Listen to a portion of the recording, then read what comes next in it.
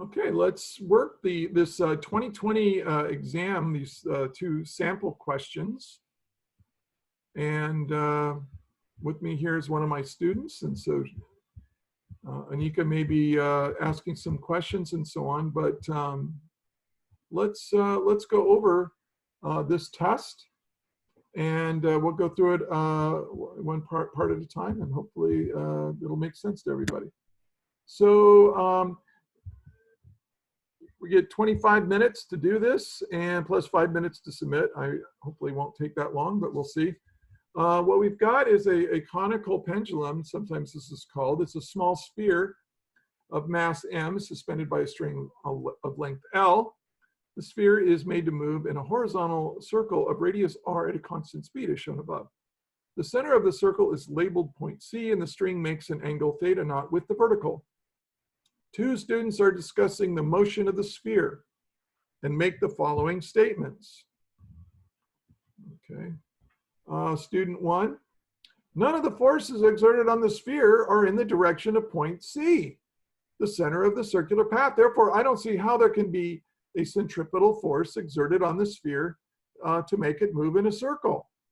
And then another student says, I see another problem. The tension force exerted by the string is at an angle from the vertical. Therefore, its vertical component must be less than the weight mg of the sphere. That means that the net force on the sphere has a downward vertical component, and the sphere should move downward as well as moving around in a circle. So these two students do not actually agree with each other. They're making two separate mistakes. And that's what we want to discuss for part A and B. It says, what is one aspect of student one's reasoning that is incorrect, and explain why?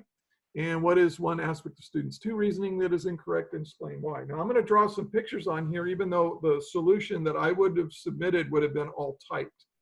I went ahead and did this and just wrote everything out in paragraph form.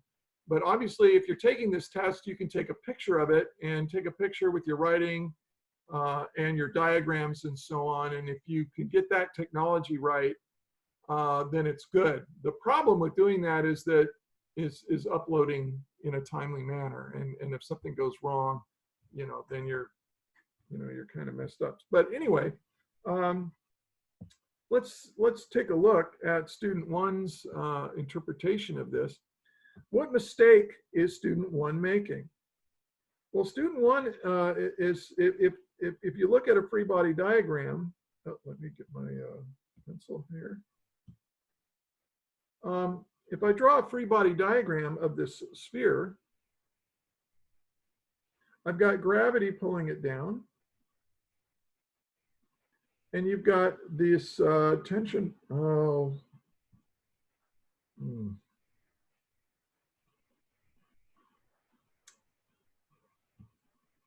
Huh.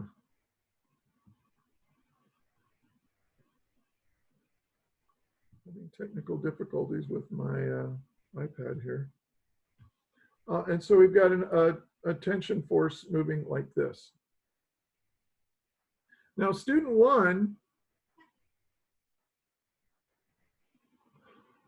oh, great. My iPad became stand by. I'm going to pause the recording for just a second until I can fix my.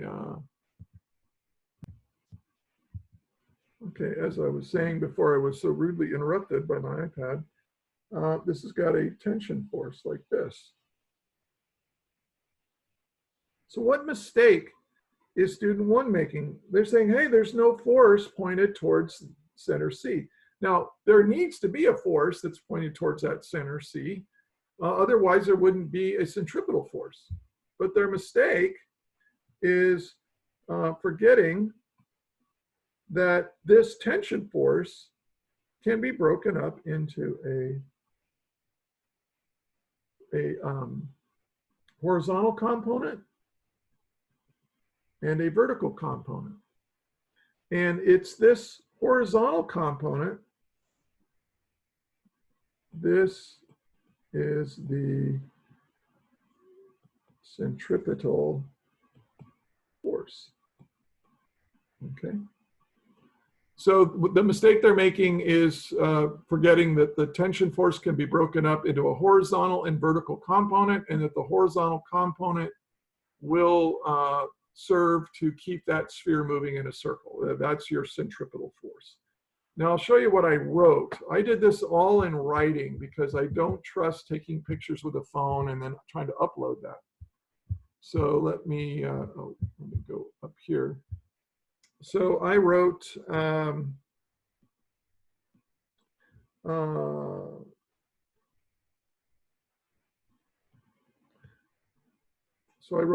the student has failed to break the tension force in the string into vertical and horizontal components. The horizontal component of the tension force in the string is a centripetal force that keeps the small sphere moving in a circle.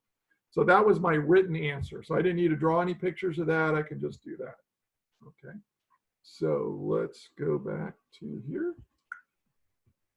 And let me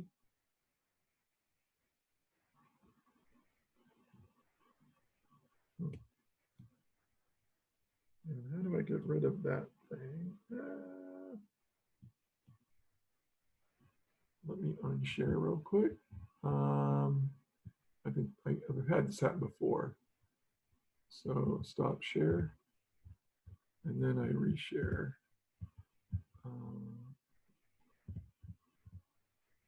Isn't technology wonderful? All right, there we go. Now let's go on to student 2. Student 2 says, I see another problem. The tension force exerted by the string is at an angle from the vertical. Therefore, its vertical component must be less than the weight of the sphere. That means the net force on the sphere has a downward vertical component, and the sphere should move downward as well as moving around in a circle.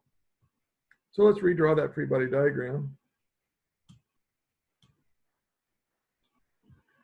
So here's the sphere, here's the tension force, and here's the weight. Now, the mistake they're making is thinking that the tension force is equal to the weight. The student 2 thinks that this is true, but they're wrong. Now, when would the tension force be equal to the weight? Well, if the sphere was in equilibrium, and this was mg, and this was the tension force, yeah, then the tension force is equal to the weight. But when you start moving it in a circle, you start getting, the tension force starts getting bigger, and you get this horizontal component, but the vertical component stays the same. You see, it's the vertical component here that, let me erase all this. It's the vertical component of this tension force that's equal to mg. So here we have mg to the weight, and it's the vertical component, it's mg. So the tension force is actually greater than the weight now, because you've got a component, a horizontal component that's equal to the centripetal force, and then you've got a vertical component that is supporting the weight. And therefore, when you sum the forces in the y direction, they will be equal to 0. In other words, mg, well, this is theta right over here, right? Now, you don't really need to go this far, I don't think, but the tension force times the sine of the angle theta, that's the adjacent, oh, wait, that should be cosine, huh? Yeah. It's cosine theta minus mg equals 0. So the tension force, actually, you can say the tension force is equal to the weight divided by the cosine of the angle, and that's why it's going to be greater than the weight. But that's one way of looking at it. Now, going back to what I wrote in my written answer, I said similar to student 1 and it's similar to student 1. Student 2 fails to consider that the vertical component of the tension force in the string is what is supporting the weight of the small sphere. The tension would equal the weight of the sphere if the sphere were in equilibrium, but it's not in equilibrium. And actually, if you draw a picture and show a free body diagram and all that, you can, that would be even better if you could draw a picture of it, or draw a picture of it, take a picture of it, and upload it to College Board when you take the test. Okay, any questions on those two? Nope, I'm good.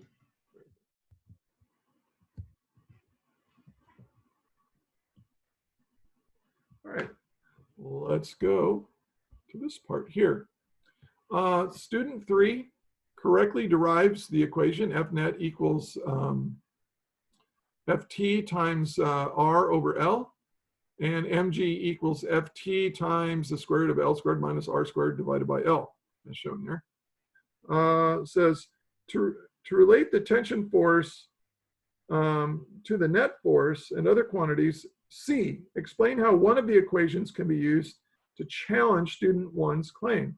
Well, student 1 is basically saying is not accounting for the horizontal component, and what this equation gives you right here is the horizontal component. So and so, you know, let me redraw the free body diagram. There's your tension force, here's your weight. Oh. Here's the weight. And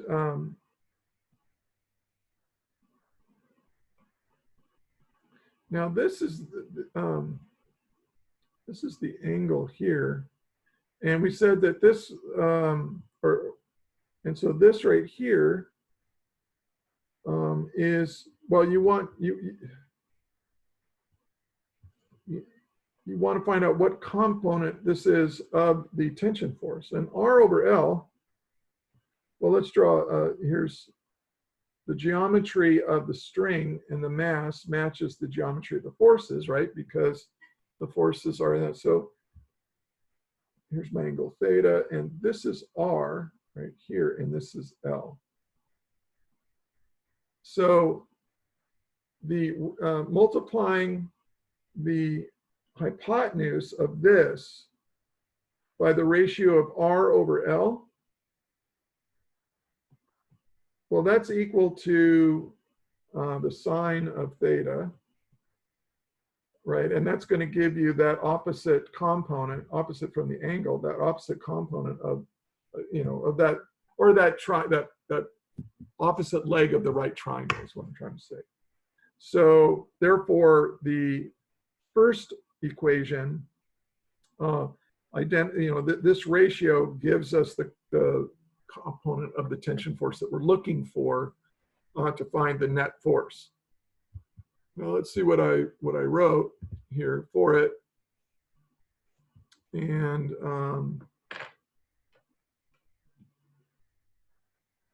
I said the F net equation. Now that's how I'm identified, right? It gave an F net equation, and then it gave an mg equation.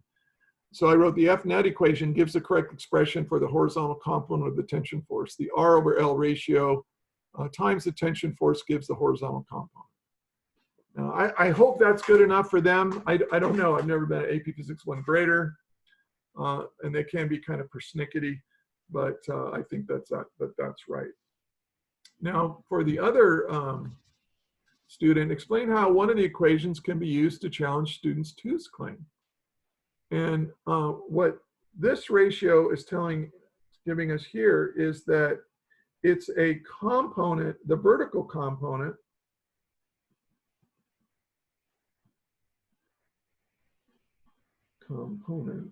of the tension force that is supporting the weight. So here's our weight equals the tension force times this. And if we want to redraw the triangle, there's a length L, the radius of the circle R, and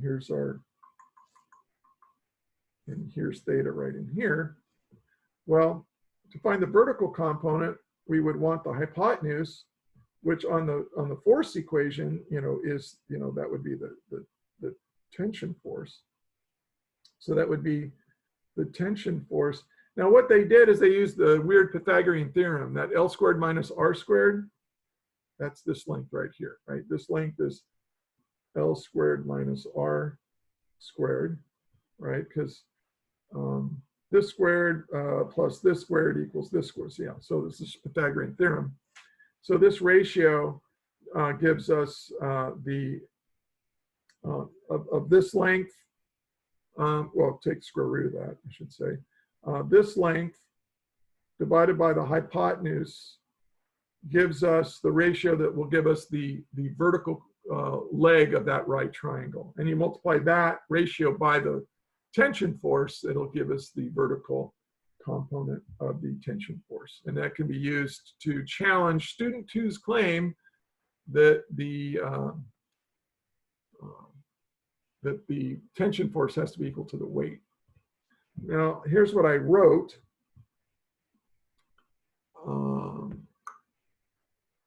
And I wrote this, right here. The second equation, mg equals ft times blah, blah. Now, I wrote blah, blah because I didn't want to take the time to type in all that algebra because you only get 25 minutes. Gives the right triangle ratio, cosine theta naught or whatever. It shows that a component of the tension force is supporting the weight. So I think that's good enough. I hope that's right. I hope that's enough. I know it's right, but I don't know if it's enough for them to give me full credit. I would give me full credit, and that's what matters. All right, let's go on to the next part. Unless you have questions? No, I'm okay. Okay. Oh, now we get to, we change the problem now to a simple pendulum. And when you take the test, make sure that you have that equation list and all your other unit summaries and so on out and ready in your textbook. I mean, it's open notes and everything. Although you can have too many notes because then you spend all your time looking through them. But it says, anyway, it's here, it says the students observed the radius r increases as the speed v of the sphere increases. Together, they derive the equation r equals v times the square root of L over g to calculate the radius of the r followed by the sphere if its speed is v.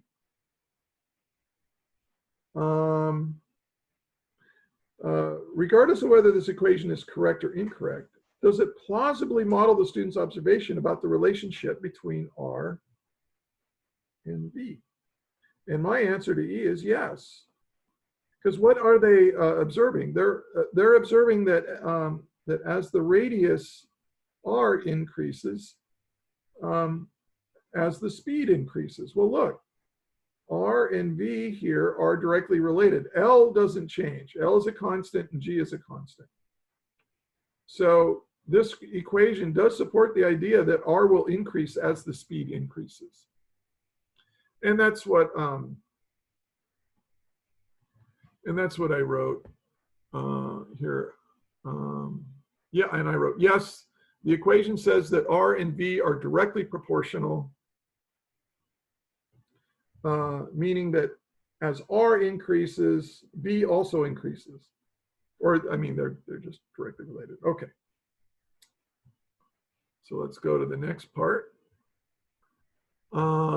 If this equation does not correctly model the relationship between r and v, if v is very fast, explain why. Well, think about this. We're saying that r is equal to v over the square root of L over g. Now this is some constant quantity. L over g. But let's make this super big. Think about what would happen if this got really, really big. What's going to happen when v, the speed, gets super high? Let's say 1,000 meters per second. Well, what's going to happen to r? Well, I don't know what that ratio is, but r is going to get really big. But what's the problem?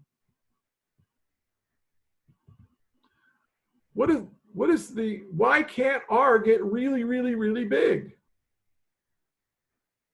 Well, because the maximum R can be is L. Like, let's say it's going so fast that it looks like it's moving in a like a horizontal circle like this. Well, you just have to rotate this up. But this equation is going to give me an R that could be, 100 miles. So therefore, this equation does not correctly model the relationship between R and B if B is very fast, because R will exceed the length of the string, and that can't happen. So let's see what I wrote when solving this. And that's F, right?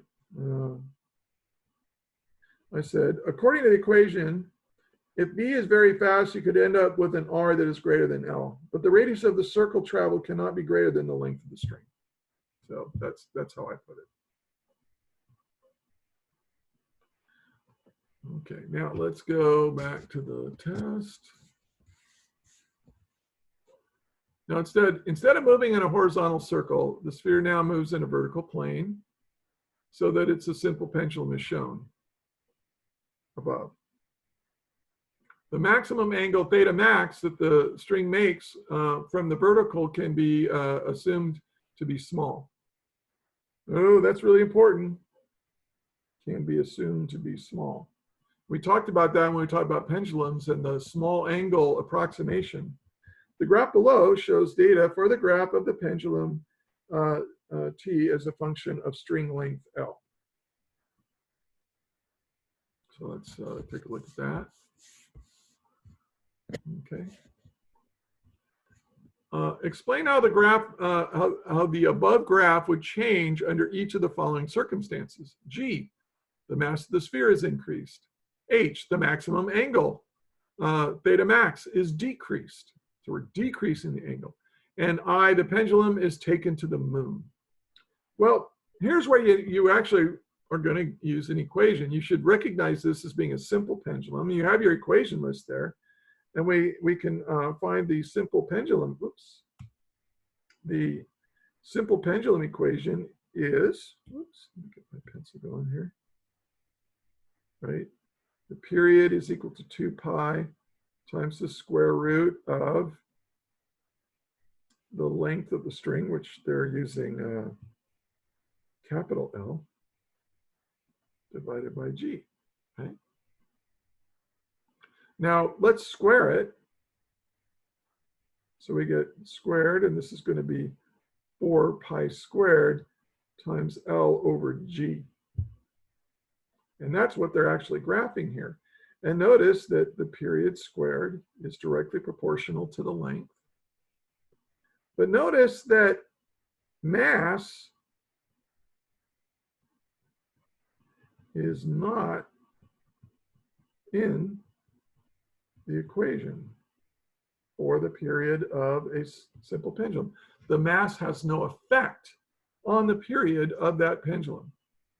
So you can, and I would say because in the equation that describes how the period, what determines the period of a simple pendulum, mass is not in that equation. And that's because when we did the derivation, it canceled out. Okay, so let's see what I wrote on there.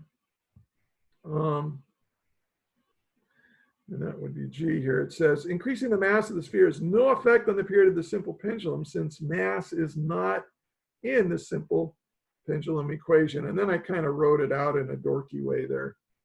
But they'll be able to tell, what I'm typing there. 2 pi times L over G to the 1/2 raised to the 1/2 power is what I was trying to type in there. Now, similarly, the next problem pretty much has the same answer. What the maximum angle is decreased. And one of the things that we said for a simple pendulum, like if this is the vertical, and maybe, it's kind of swings back and forth like this. If this angle theta is small, then we can assume it's simple harmonic motion. And therefore, we can use the formula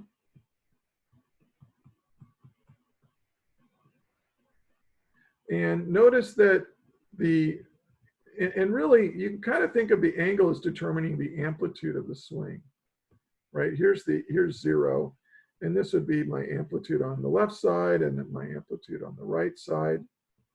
And remember, we did the experiment where I had you guys do different amplitudes. And what we found out is that the period doesn't depend on the amplitude. As long as you keep, that angle fairly small, the amplitude doesn't affect it. Also, the angle is not in the equation.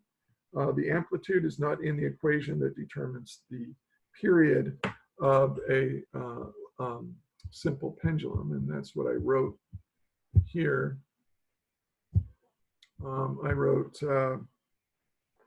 making the angle smaller will have no effect on the period for the same reason listed above. The angle, as long as it's kept small, will not change the period. So anyway, that's what I say. Okay. Now, this one was probably the trickiest one. It says, the graph above shows the angle theta from the vertical. Mr. Lake, Yes? you didn't talk about the letter I. Oh, I'm sorry. Thank you. Thank you. Yeah. Knew it was, okay. If the pendulum is taken to the moon, yeah. Now, if you're going to the moon, what do we know is true about the moon? And hopefully this is common knowledge in a way. The moon is a lot smaller than the Earth and has a lot less gravity. So G on the moon goes down. And so that means we're dividing by a smaller number. We're dividing by the square root of a smaller number. And so therefore, the period will increase. So it's going to swing back and forth more slowly. And so the period will change. It will affect the slope of the line. Oh, and you know what? I think my answer was incomplete because it explains how would it change. Okay, so let's go up and, well, let's think about this. Let me move this up here. I think I probably would have lost a point now that I think about what I wrote. Because this is period squared equals 4 pi squared times L over G. Now, if this right here is the slope, right? 4 pi squared over G gives me the slope. If this is, so if this goes down, well, actually, I know this, the gravity on the moon is 1/6. So, so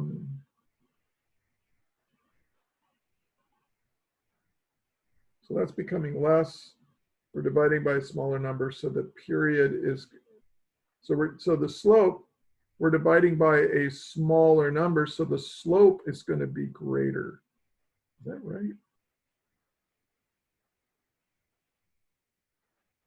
Oh yeah, because the period's going to get greater. So the slope would be greater slope. So this originally has a slope like this. In fact, I think if you really wanted to impress them, the slope would be 6 times as great. So it would be a steeper slope. Now, I think that I failed to talk about the actual change and why. And so I probably would have gotten partial credit, but not full credit now that I think about this. Because I wrote, the pendulum will have a longer period on the moon because the gravity field G is much weaker on the surface of the moon than on the surface of the Earth. the period is inversely proportional to the square root of the acceleration of gravity. So maybe they might have cut me some slack in there. I really should have said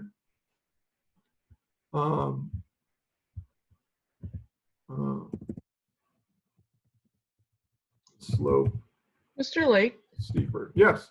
would the slope get steeper, or would the y values just shift upwards?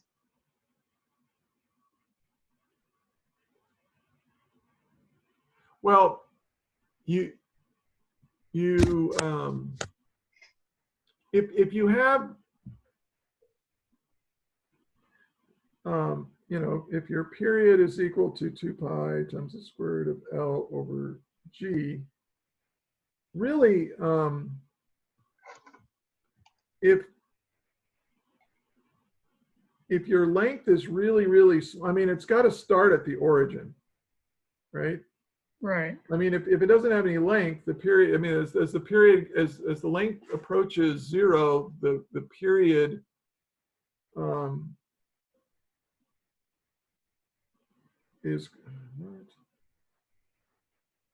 the period is going to become less and less as well. So if you just took this same graph, but you shifted it up like that, is that what you mean? Yeah. Yeah, that it's not, that doesn't really make any sense, because that means if you had a length that was 0, it would have a period of 1 point, or a period squared of 1.4 or whatever. Oh, okay, I see. So that won't work.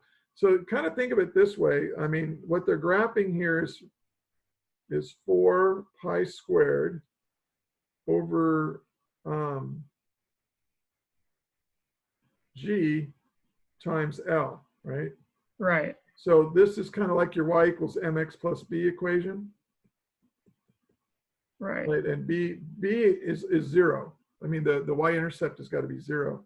So really what this stuff is the slope. So if you make the acceleration of gravity less, that means you got a steeper slope. Right. Okay, I see now. Okay. Okay. Yeah, thanks for calling me back on that, because that's a really interesting part of the test. All right, now let's do this one. The graph above shows the angle theta for the vertical as a function of time for the pendulum. Explain how this graph shows evidence of a net force acting on the sphere, and how it shows that this net force is a restoring force. Well, it's a restoring force because when you're at the force that's acting on the sphere is always trying to pull that angle towards the middle, right? Now there has to be a net force on it, because what's going to change that angle? Well, a changing angle means you have a changing position of that ball as it swings, or that sphere as it swings back and forth. Well, if you have changing motion, you need a net force. You know, F equals ma. So if you have changing motion, you have changing position and velocity. That means you have acceleration. In this case, acceleration is changing too. And so you have to have a net force on it, because the motion is changing. And that net force is always pushing it back towards the equilibrium position. And that's really the definition of a restoring force. Let's see what I wrote. Clear my little arrows. Yeah, I put the sphere must have a net force on it because its motion is changing, which means the sphere is accelerating. This net force is a restoring force because the sphere is oscillating around the equilibrium position when theta is 0. The equilibrium position is when theta is equal to 0. I think I probably could word this a little better. And one thing I probably should add to this, if I had time, is that the position of the sphere is really dependent on what that angle is, right? I mean, the angle and the position are related, And so if I'm changing the angle, I'm changing the position. And if I'm changing the position back and forth, I'm changing the velocity back and forth, and I'm changing the acceleration. That means if there's an acceleration, you have to have a net force. And that net force is always trying to push it towards the equilibrium position. Anyway, that's as best as I can do. And are we done with that? Kind of that problem is just never ending. No, there's one last part. Explain how this graph shows. Okay. Oh yeah, this part right here. And you know, the thing is, you're only going to get 25 minutes, and I think we've been recording longer than we've been working on longer 25 minutes here. It's really hard to get 100% on these tests because they just don't give you enough time, and they're tricky and so on. But that's okay. They don't want they want a big spread of scores, so they can give 1, 2, 3, 4s, and 5s. So don't despair if you mess something up and you can go, but you're probably fine. You're probably going to be just fine. All right. So it says it must also, as the sphere swings back and forth, it must also rotate a small amount during each swing. And they're talking about just the ball here. You see, the figures below indicate the direction that the sphere rotates as it is swinging in each direction. So as it's swinging from here to here, the sphere is itself rotating, right? It's, if you were to follow, yeah, I mean, look at the, if I redraw this, look at the little nub right here, here, and here. It's like the, the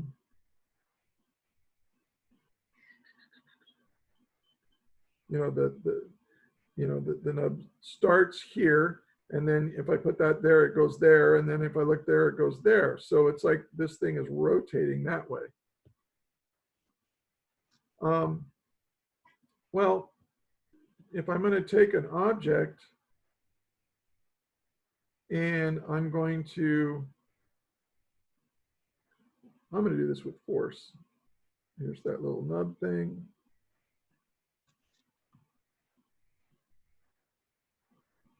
There's that. There's the center. There's the weight. And if you want to talk about torque, what is the direction? When the sphere is at its maximum, when the sphere is right here, and that's why I drew it right there.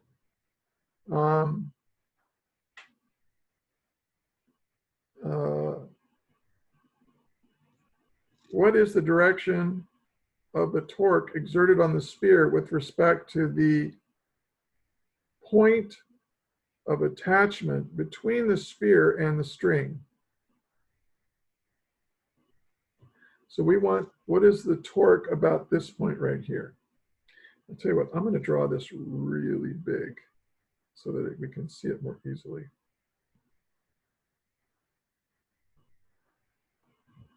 So there's my sphere. There's where the string is attached. It's going off like that. It goes through, here's the center of gravity. So we got gravity down like that. We got a tension force like that. Now, there's going to be a torque on this thing. And remember that we said torque is equal to R times F times sine B. That's the definition of torque. And the angle phi here is the angle between R and F. So here's our object. Now notice here something that's interesting. The tension force applies no torque about this right here, about this nub, right? It applies no torque to it because its R is 0. But look at gravity here. here's my, from the axis of rotation, they're talking about to the application of the force. There's my R, which happens to be the radius of the thing. And so we want R times F. So if this is theta up here, this is going to be theta right there. So it's going to be, so my torque is going to be R times mg times the sine of this angle, sine theta. So really, we should use theta there, all right? Now, what direction is it going to be? Well, this is trying to make it go like that, right? It's going to try to make it turn clockwise. So it's going to be a clockwise torque.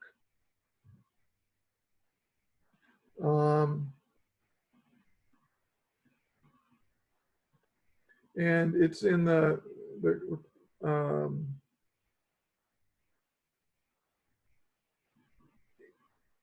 and it's and why is it? It's just by the definition. It's the right-hand rule. Right-hand rule for torque. You go from the radius of the torque to the force, and that's trying to make it go that way, and that's clockwise. Now this one's really hard to do in words. So let's see how I did. Let's see what I did. This kind of makes sense. Any questions on this before I erase it? Wait, I'm confused about the whole right-hand rule thing. Okay. Well, let me stop sharing. And so let me speaker view. And so, well, how can I show mine? Well, anyway, so the right-hand rule, you go from well, you can look at it by saying, okay, how is that force and that lever I'm trying to make it spin? And it's trying to make it go like that, which is, I think I'm doing it in a clockwise, right? Clockwise direction. It's trying to make it twist in a clockwise direction. Let's go back and look at it.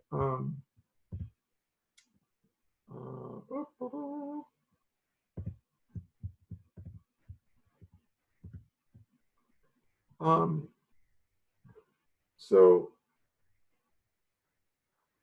this ball was rotating like this, but it's, here's one way to explain this, yeah. Maybe this is a better way to explain it, less technical. You see how the ball at the very bottom is rotating like this? That's omega, right? Yeah. But at this point, at that instant, omega equals 0. It's not rotating at that instant. So therefore, you're slowing down the rotation. So in order to, this is a much better explanation than what I was doing before. In order to slow the rotation, you need an angular acceleration in the opposite direction. So therefore, alpha is in a clockwise direction, and if alpha, the angular acceleration, is in a clockwise direction, then the net torque, which is equal to I alpha, is also in a clockwise direction. Does that make more sense? Yeah. I think that's a better explanation, actually, than the one I wrote. Let's go to the one I wrote here. I put clockwise torque. As the sphere starts back down, a component of the weight of the sphere is directed in such a way to cause a clockwise angular acceleration. Therefore, there must be a clockwise net torque. This is true everywhere to the right of the vertical position. Yeah, that's pretty good. I mean, I would probably think, but it is easier to draw pictures with it. One way of saying is this: look at the bottom position. You're showing it rotating in clockwise, and as it goes up to the right, it goes from, I'm sorry, a counterclockwise rotation to zero rotation, which means zero angular velocity, which means you need an angular acceleration that's opposite in direction to that, and opposite of counterclockwise is clockwise. That would probably be another way of explaining that. Okay.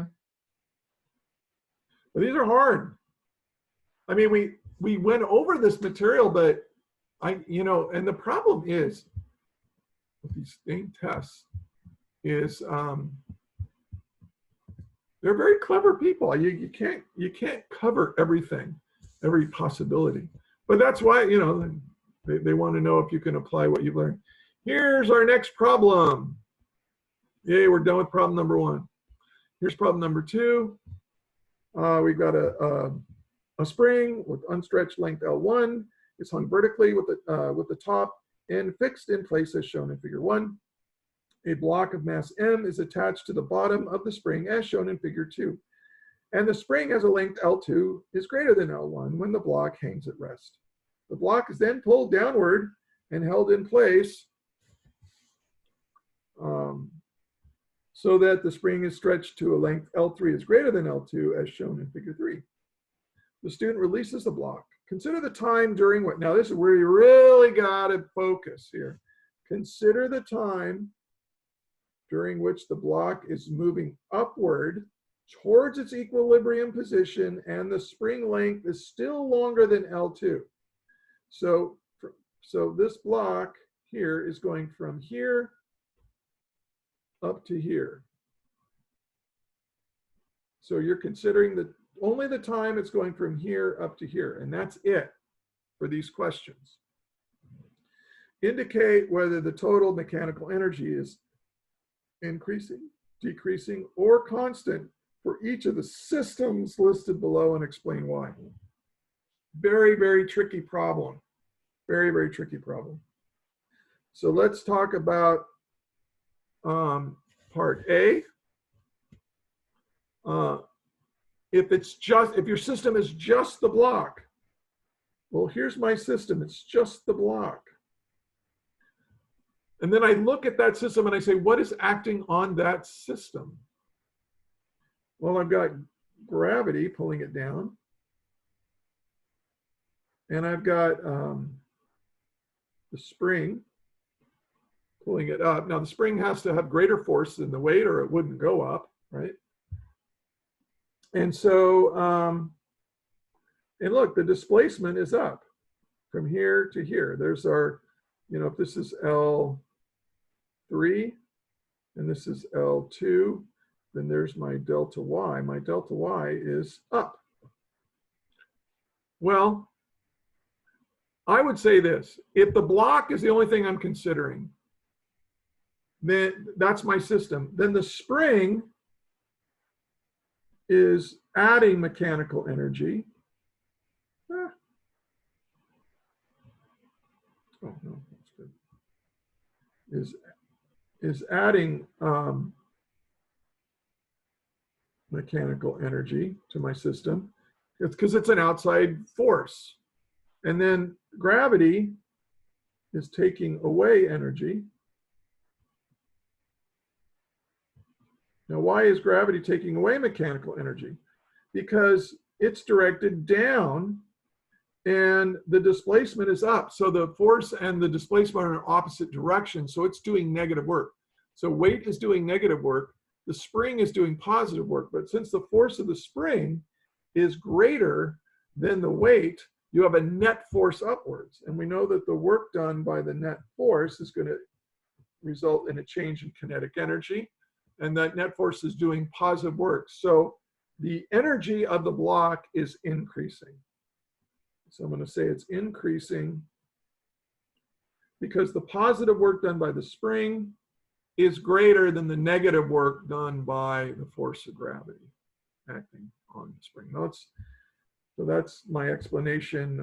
Let's see what I wrote.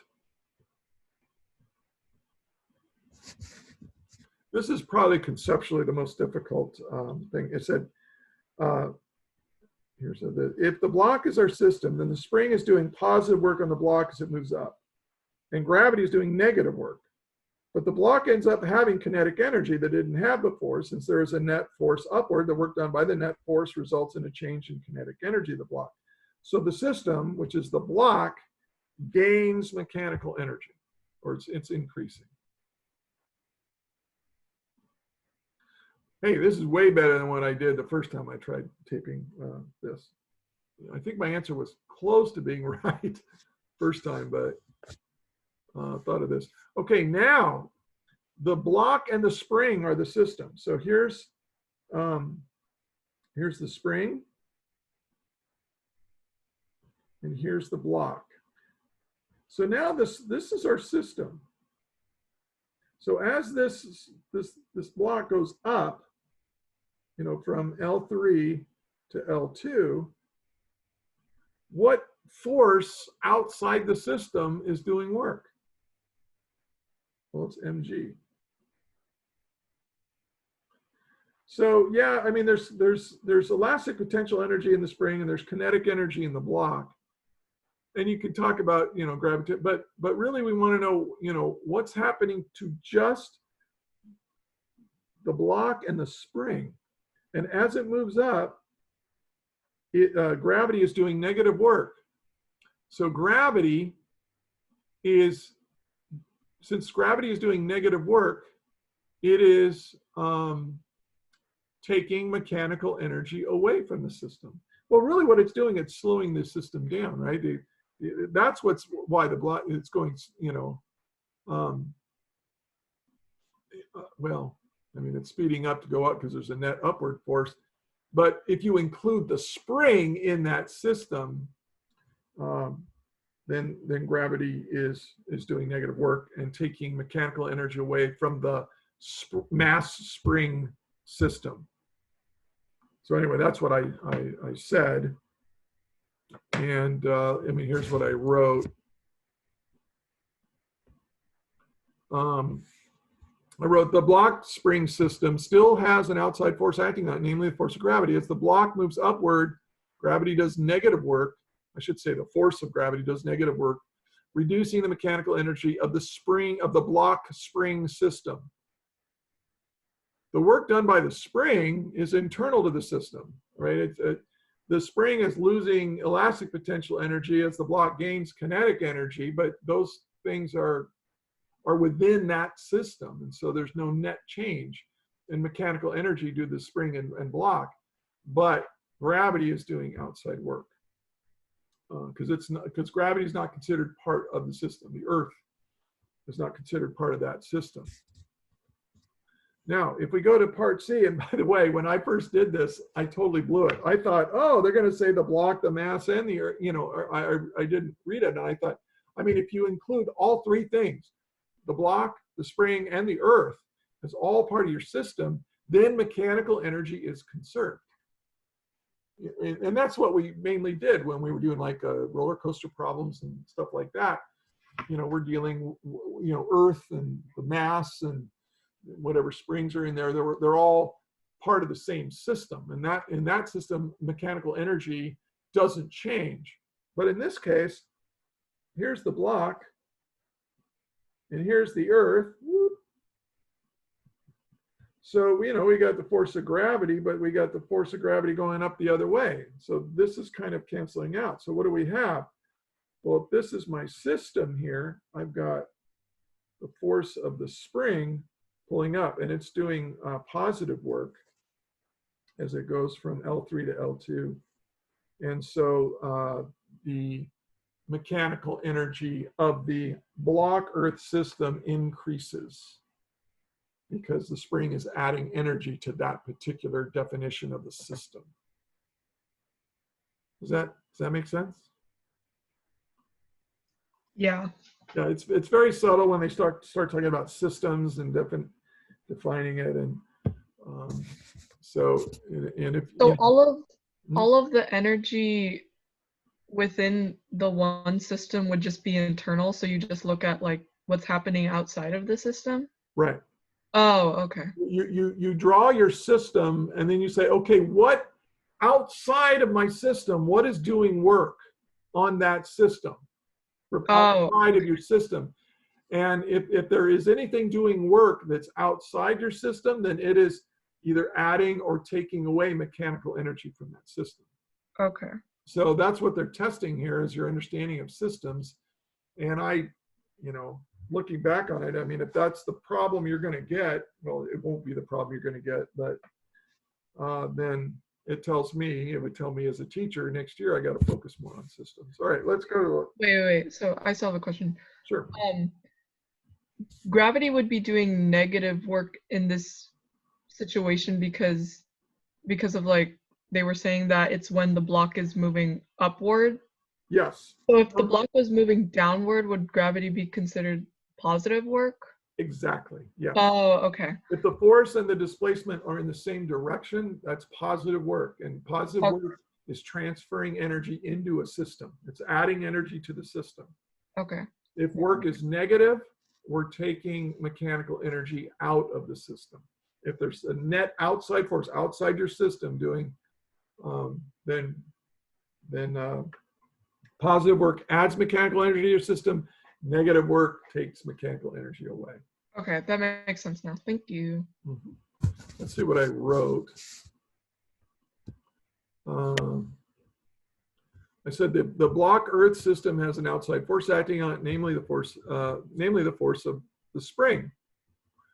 The spring pulls up as the block displaces, so the spring is doing positive work on the block Earth system, increasing the system's mechanical energy. Yeah. Okay, now let's do part D. Gosh, we're almost done. Oh, D and E. Huh. Okay, the block is released at time t equals 0. I absolutely despise this graph because they flipped it, right? L3 is now on the top, on the other, and then on the other way, it was on the bottom. Why couldn't they? I don't know. I was really disgusted when I read this. I go, it's like they're deliberately trying to make this harder than it ought to be. But, oh well. The block is released at time t equals 0. The length of the spring is shown in the graph above as a function of time. During which intervals, if any, is the weight force acting on the block greater than the spring force acting on the block? Okay, so let's redraw this. Now I'm going to draw it right here when it's at L2. This is at L2. Now L1 would be when the spring has no load on it. That's L1. Or at least that's how they defined it earlier. And then now, if I draw a free body diagram of this, it's in equilibrium right here.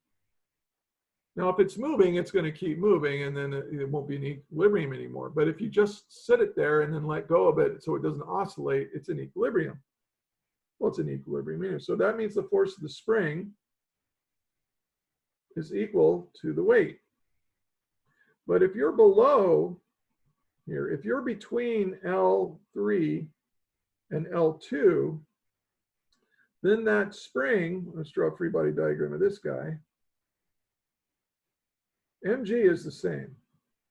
mg doesn't change, but now the spring force is much bigger because we've stretched the spring more.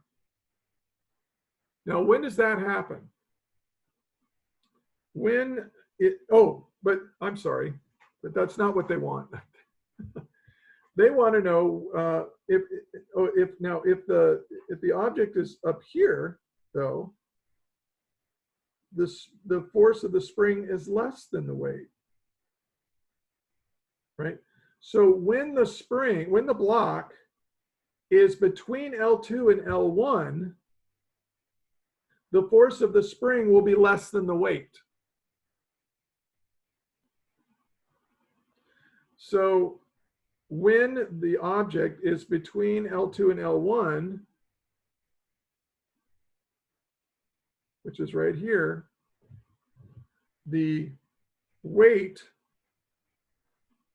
is greater than the force of the spring.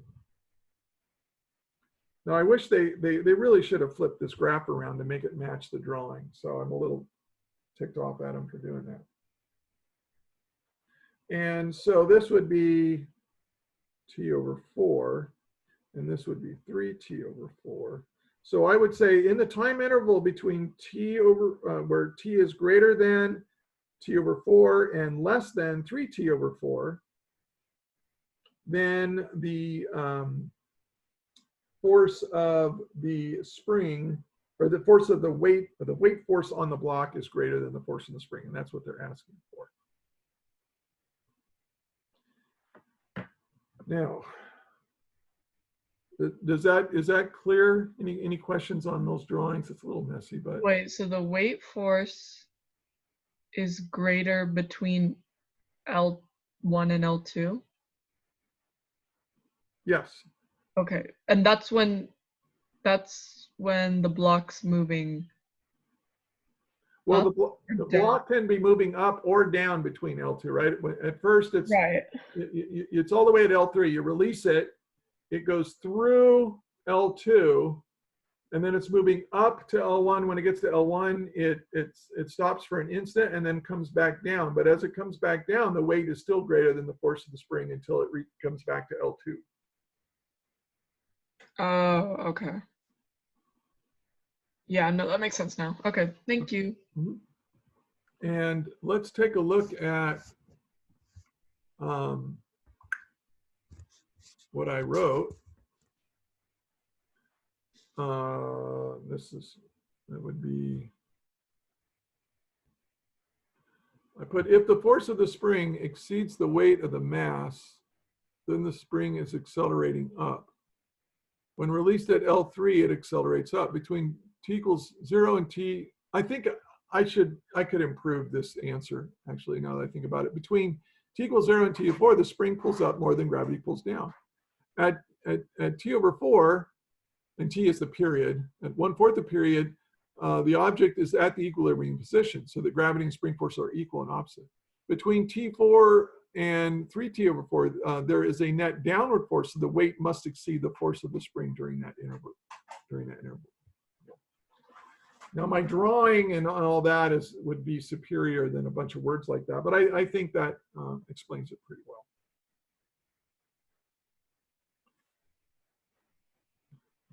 Does that make sense?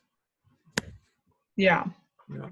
I think, in other words, all that stuff where I was talking about between 0 and t over 4, it's not really, I'm not really answering the question. I guess I'm kind of building up to the answer, but that really wasn't all that necessary. Anyway, let's take a look at the last problem. And it says, when the block reaches its lowest point after oscillating several times, the student attaches a new block of mass m, and m is less than m, and that's actually is kind of important. That's not going to be really part of the answer. It just makes this problem possible. And to the mass m without, this is really important, without exerting any noticeable force on the block of mass m or changing the energy stored in the spring at that instant. In other words, when you place that little mass to the bigger mass, when you add it, you're not adding any energy to the system. You're not changing the energy of the system. In a clear, coherent paragraph, length response that may reference equations, explain how the graph of length versus time will change and why. Well, let's look at a couple things. We have, it should be on your equation list, the period of a mass spring system.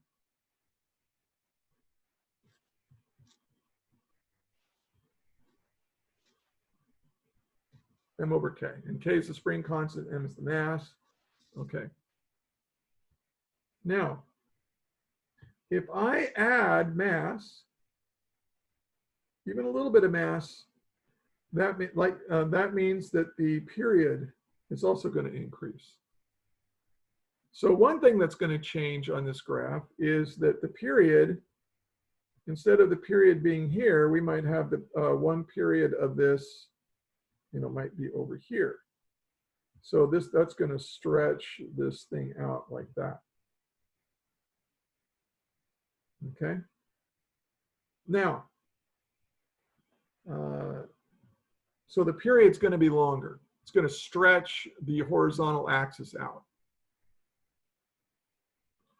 Also, since there is no energy, now here's where the drawing, the graph and the drawing are kind of confusing because they're inverted from each other. But here's my mass at L3.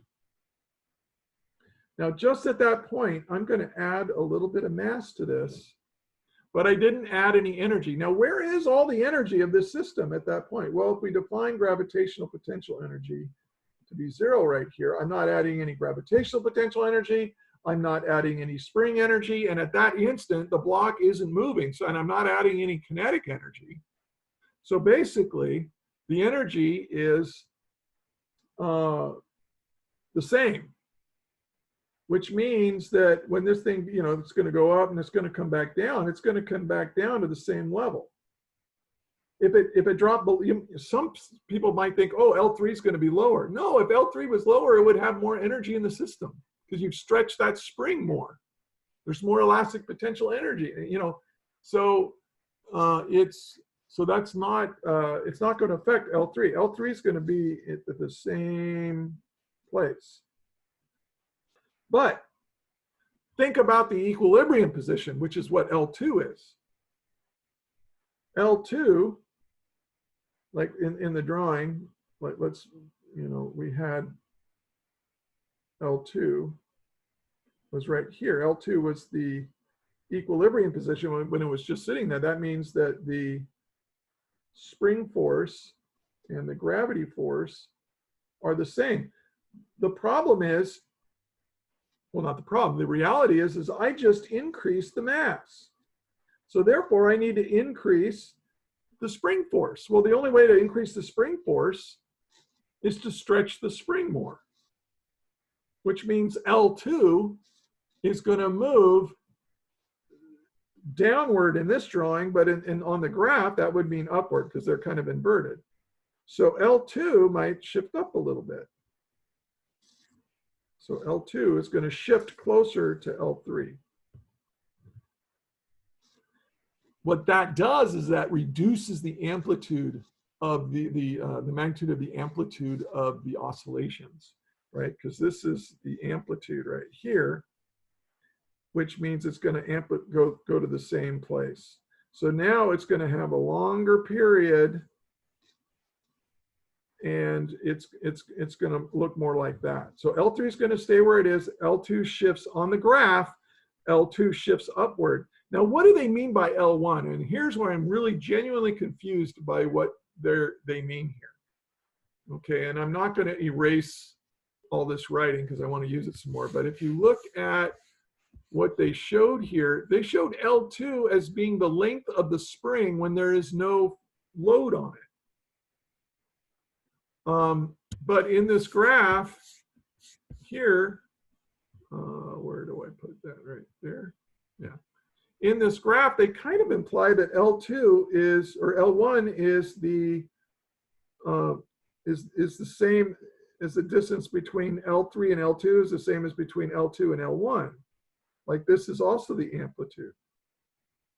But they already defined L1 to be just the relaxed length of the spring, and that's not going to change. That's not going to be affected. So I put L1 doesn't change.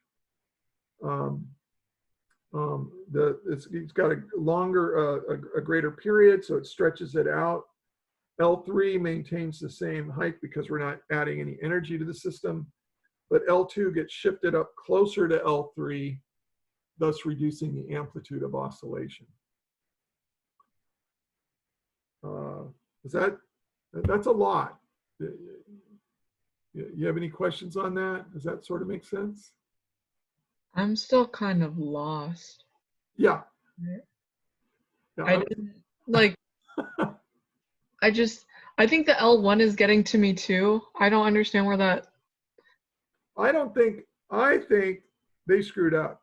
This shouldn't even be L1. L1 could be down here, right? This is the relaxed position of the spring. You put a load on it, it goes to L2, and then you pull it back L3, and then it's going to oscillate. You know, if it oscillates, let me start all over again. If this is my equilibrium position right here, right? Right. Then, and this is before I add mass, before I added the little additional mass, then, you know, it's going to, and you start here, it's going to go, if it comes down 2 units of length, it's going to go, you know, up to, up and down are kind of inverted here. But, you know, this distance and this distance are going to be the same, right? Right.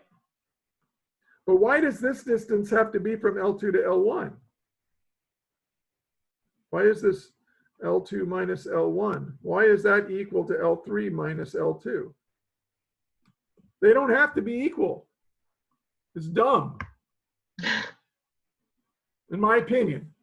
Now, maybe if somebody who's watching this YouTube video wants to comment on it and tell me where I'm wrong, I'd be happy to be corrected. But I think this is really a bad question because, first of all, L3 on the drawing above is on the bottom and now it's on the top. So now you got to make that mental switch in orientation. And then they made L1 be between L2 to L1 being the amplitude of the oscillation. It doesn't have to be. I mean, it could be. You could choose the perfect mass or the perfect amplitude to do that, but there's no reason. L1 is not going to change. So anyway, let me show you what I wrote.